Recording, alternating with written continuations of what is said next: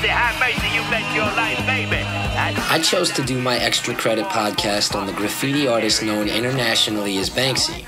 Banksy has become synonymous with the art form known as guerrilla art, which is a style of graffiti aimed at making political statements through some kind of shock value. The beauty of graffiti lies not just in the physical talents of the artist himself, but also the symbolic nature of the canvas on which he chooses his mural.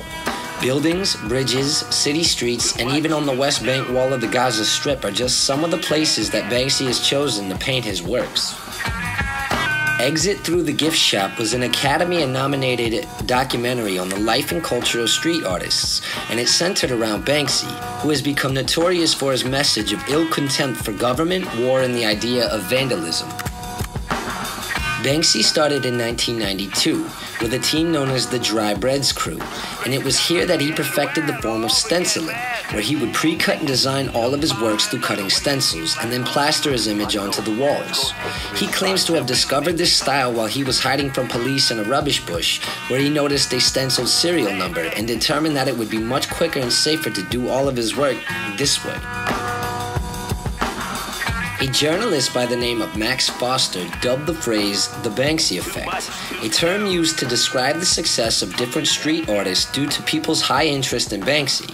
Celebrities all over the United States have begun purchasing Banksy originals, including the likes of Christina Aguilera and Angelina Jolie, just to name a few. The artist uses images from pop culture, government, and religion to make satirical statements about the state of human affairs. His humor is very dark but easy to relate to. He highlights aspects of society that are swept underneath the carpet as to not disturb the general public. His works are a reminder of the revolutionary spirit in all of us, and his statements are a call to wake up and observe what is going on around us. I have become a huge fan of Banksy, and I believe that he has had a direct influence in the fighting spirit of a new generation of neo-hippies.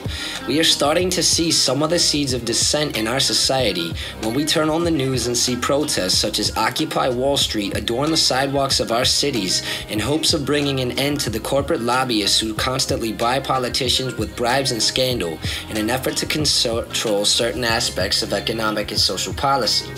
My only hope is that the artists like Banksy continue to inspire people with their messages of freedom, especially at a time when people don't even know they're not free.